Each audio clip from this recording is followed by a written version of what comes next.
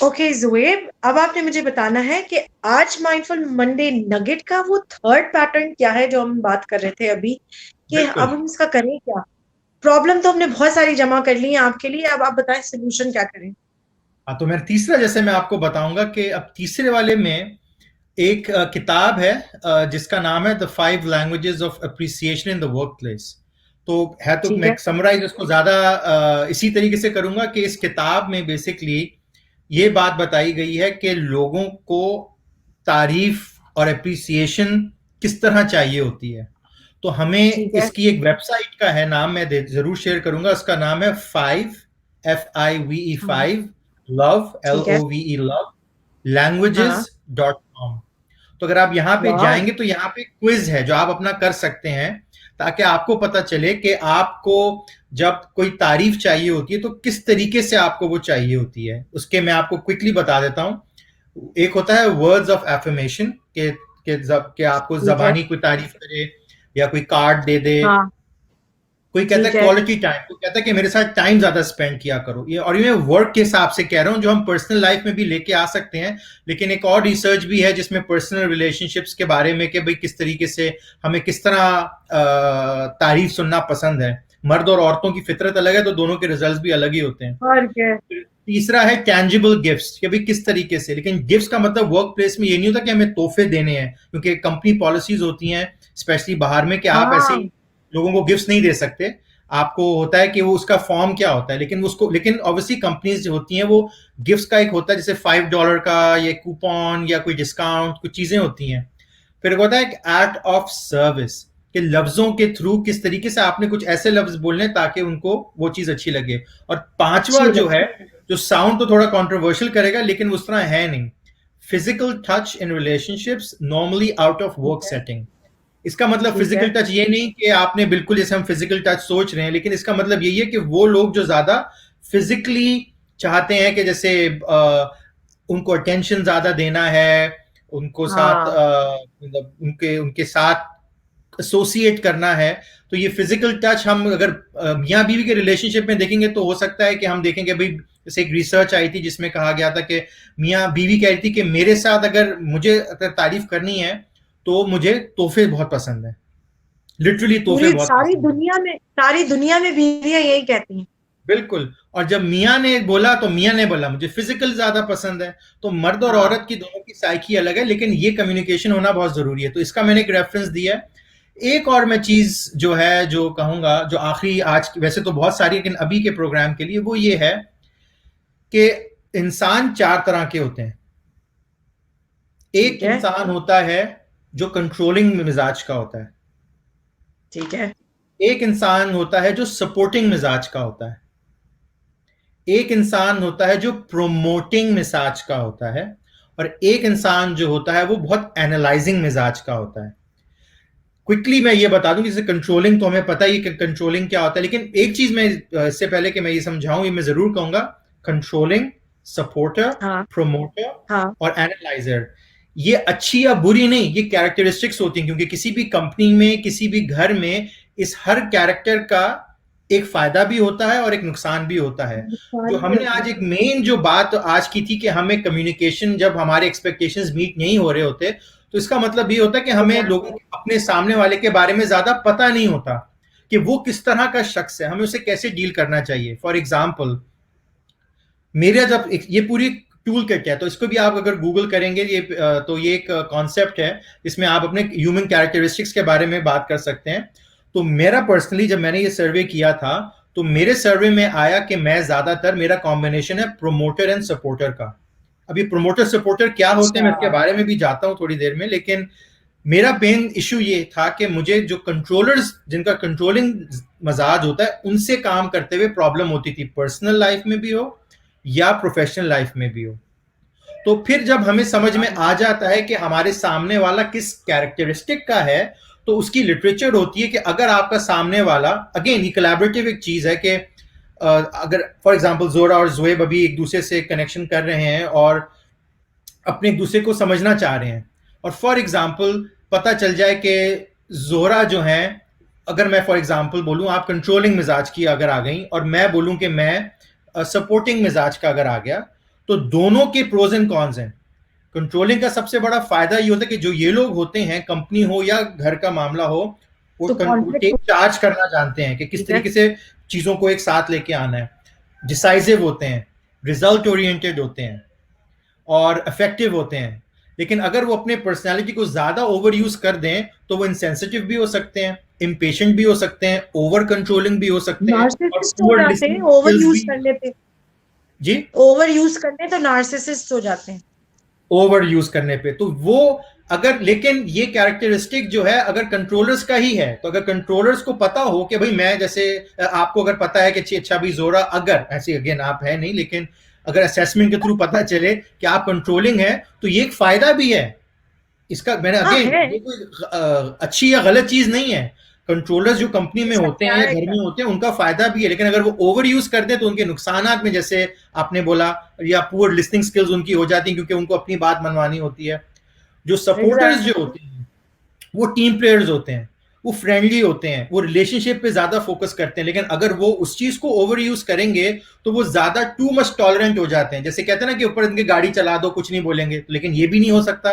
Company में अगर आपका कोई बॉस ऐसा है या को वर्कर ऐसा है कि इसके ऊपर जितना भी आप काम फेंकते जाओ, करते जाओ, वो बस कुछ नहीं कर रहा, फिर वो अनअसर्टिव होते हैं, मतलब ये कि वो अपनी बात को मनवाना नहीं जानते, और ये कि वो कन्फ्रंटेशन को अवॉइड करते हैं। तो ये भी ओवर यूज में जो सपोर्टर्स होते हैं उनको एक्सट्रीम, उनका ये इसका भी नुकसान है।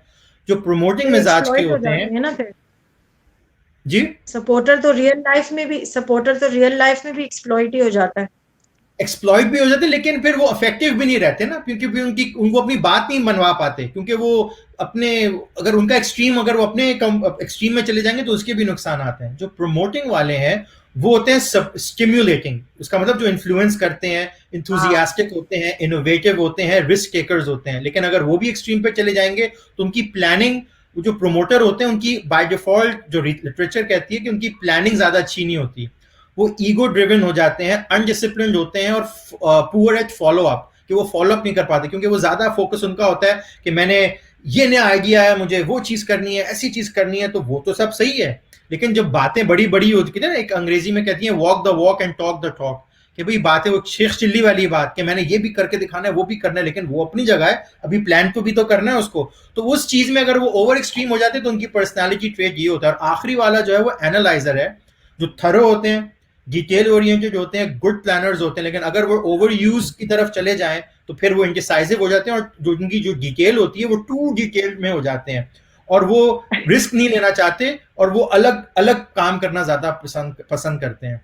तो ये, इसके बारे में और भी बहुत बातें हैं, लेकिन अभी के लिए, लोगों के लिए मैं ये टूल देना चाह रहा था कि अगर हम एक दूसरे को समझते वक्त ये समझें कि हमारा सामने वाला कंट्रोलर है, सपोर्टर है, प्रमोटर है या एनालाइजर है, तो हमें उनसे काम करते हुए, जो आपका सवाल था ना कि लोग 5 साल 5 महीने के बाद जॉब मिली है, पुअर कंडीशंस में है, वर्क अच्छा नहीं लग रहा है, बॉस अच्छा नहीं लग रहा है, लेकिन फिर भी रोजी रोटी करनी है, तो उसका तरीका ये है कि आप समझो कि आपके सराउंडिंग में लोगों का मिजाज किस तरह है, और फिर आपने उनको उनके मिजाज के हिसाब से टैकल करना है। फॉर एग्जाम्पल, मेरा प्रोफेशनली और पर्सनली सबसे बड़ा जो मुझे जो चैलेंज फील होता है वो ये होता है कि मैं, अगर मेरे सामने वाला भले मेरा कोऑर्डिनेटर हो या मेरा मैनेजर हो, पर्सनल लाइफ में भी जो भी हो, जो कंट्रोलिंग मिजाज का होता है ना, मैं उसके साथ काम करते हुए घबराता हूं और मुझे हमेशा एग्जाइटी होती है।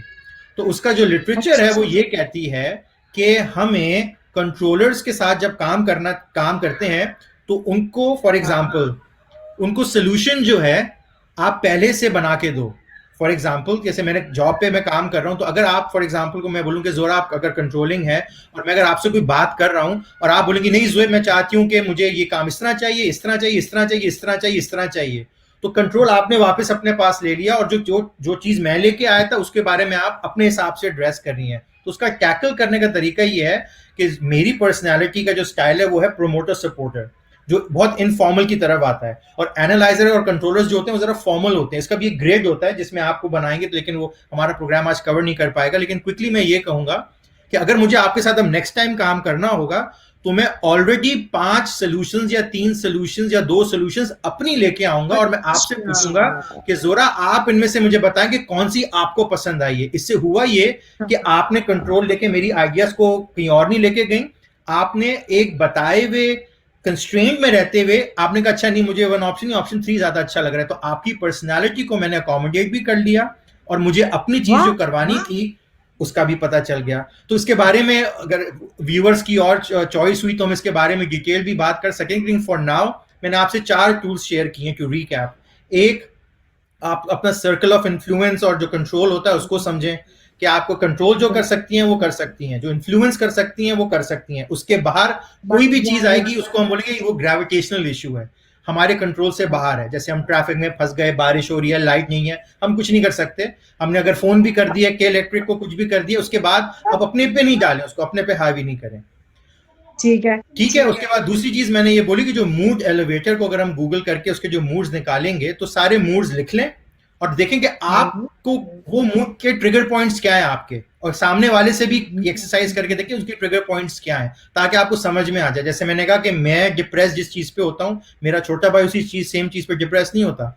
मैं पर्सनली प्रोफेशनली बॉस के साथ कुछ चल रहा हो ना, तो मैं बिल्कुल, मुझे ऐसा लगता है दुनिया मेरी खत्म ही हो गई, लेकिन मेरा भाई उस तरह नहीं सोचता। उसके लिए कहता है उसके लिए ये इशू नहीं है, उसको पता है किस तरह डील करना है। तो हर किसी का अपना लेवल होता है इमोशंस का, लेकिन हमें वो मालूम करना होगा कि किस तरह करना है।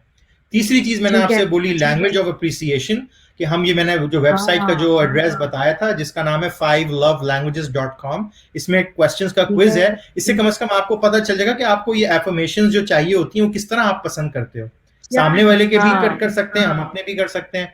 और चौथी चीज मैंने आपको बताई है 4 characteristics, controller, supporter, promoter and analyser. ये 4, ये मेरी अपनी जिंदगी का एक्सपीरियंस यही रहा है कि ये लोग इन चारों में से ही कुछ ना कुछ होते हैं। जरूरी नहीं कि हो सकते एक डोमिनेंट हो, एक कैरेक्टरिस्टिक और दूसरा कम हो, ऐसा नहीं कि सिर्फ एक ही होना पड़ेगा, कॉम्बिनेशंस होते हैं, लेकिन कुछ डोमिनेंट ट्रेड्स भी होते हैं। जैसे हम सब जानते हैं कि कुछ लोग एनालाइजर्स होते हैं, जब बात करो फॉरन डिटेल्स में चले जाएंगे, डिटेल डिटेल डिटेल में बहुत अच्छे होते हैं। तो उनको किस तरह इस्तेमाल करना है वर्क प्लेस में, उसका एक अलग तरीका होता है। लेकिन हमारा मकसद ये है कि अगर हमें अपने सामने वालों के कैरेक्टरिस्टिक समझ में आ जाएंगे, मुझे अपने बॉस का मेरा पेयर्स का आपस में, मियाँ बीवी का आपस में, सास ससुर का आपस में, या बहू का आपस में, उनके कैरेक्टरिस्टिक्स पता चल जाएंगे। तो अगर कॉन्फ्लिक्ट जब हो रही हैं तो हम उस कॉन्फ्लिक्ट को मैनेज करते हुए, और भी चीजें होती हैं कॉन्फ्लिक्ट मैनेजमेंट में, लेकिन अभी के लिए ये कहूंगा कि सामने वाले को हम अगर समझना शुरू कर दें कि उनका कैरेक्टर क्या है, तो हम उसके हिसाब से उन्हें जब डील करेंगे तो चीज सिचुएशंस वापस बेहतर इंशाल्लाह होने लगेंगी। लेकिन उसके अलावा जैसा मैंने आपको कहा कि और भी तरीके हैं कॉन्फ्लिक्ट मैनेजमेंट के, रेजोल्यूशन के, लेकिन अभी के लिए ये 4 टूल्स मैं आपसे शेयर करना चाहूंगा। Over to you. आपको पता है ज़ुहैर, आपने जो है एक नया पिटारा खोल दिया और वो पिटारा ये है कि जब हम टैकलिंग ऑफ ह्यूमंस की बात कर रहे हैं ना, जो इस वक्त आपने बात की, विच इज की, कि हम लोगों को एक दूसरे को किस तरह टैकल करना है।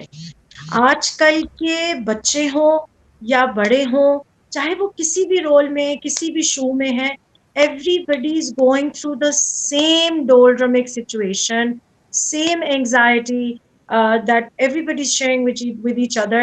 कि हम अपने स्किल्स के होते हुए, रिसोर्सेस के मौजूद होते हुए, हम कितनी बार डिमोटिवेट हो जाते हैं, एंजाइटी लेवल्स हमारे फट जाते हैं, बिल्कुल सोरिंगली हाई होते हैं, और हमारे कॉन्फ्लिक्ट्स हो जाते हैं, और इतनी सारी चीजें हो जाती हैं। और आपने अभी जिस पिटारे पे हाथ रखा है वो है tackling of a certain human kind, which is going to be our next phase इंशाल्लाह, जो हम अब कैप्चर करेंगे इसके बाद मंडे माइंडफुल नगेट। टॉपिक्स भी हो सकते हैं, लेकिन for now I think tool kit के हिसाब से ये 4 थे, और भी हैं, लेकिन आई थिंक ये 4 मेरे हिसाब से, मैंने कहा हम शुरू करते हैं और फिर अपने ऑडियंस का फीडबैक देखते हैं कि उन्होंने क्या किया। और प्लीज, आई थिंक मेन चीज यही है कि अगर हम हमारे व्यूअर्स इस चीज को देखें और हमसे शेयर भी कर सकें, और अगर हम एक कम्युनिटी ऑफ प्रैक्टिस भी क्रिएट कर सकें, ताकि लोग एक दूसरे के एक्सपीरियंस से सीखें कि आपने उस तरह की पर्सनालिटी को कैसे डील किया, प्रोफेशनली या पर्सनली। सो आई थिंक उससे भी हेल्प बहुत मिल जाती है। बिल्कुल परफेक्ट, सही कहा आपने ज़ुहैर। तो हम एक काम करते हैं, आज के अनाउंस कर देते हैं कि जितने लोग हमारे साथ पार्टिसिपेट करेंगे उतना अच्छा। आप लोग एनोनिमसली अपनी सिचुएशंस, अपने सवाल, अपने इंटरेक्शंस, अपने वर्क प्लेस के इश्यूज और सारी चीज़ें हमें बगैर खौफ व खतर के भेज सकते हैं, क्योंकि Zoeb and me together, our institutions promote education and mentoring hub together, and with all of this experience, learning, research, and fact and finding coming together, हमारा मकसद है अपनी कम्युनिटी में हर एक को एम्पावर कर देना एक ऐसी टूल किट के साथ जो कि कभी भी आउटडेट नहीं होगी। उसको आप अपडेट कर सकते हैं और उसको आप रिफ्रेश भी कर सकते हैं और आप कर सकेंगे, लेकिन वो कभी आउटडेट नहीं होगी। तो बिल्कुल इसी सही। नोट पे हम आज का मंडे माइंडफुल नगेट आपको दे के आपसे इजाजत चाहेंगे इंशाल्लाह, and we will see you in the next Monday mindful nugget programme. Until then, stay safe, and I would also request, please start thinking on these lines. Send us your messages and your situations and your questions, and help us look together for the desired solution forward. Thank you. Have a brilliant next week and this week. Bye bye. We'll see you again. खुदा हाफिज़।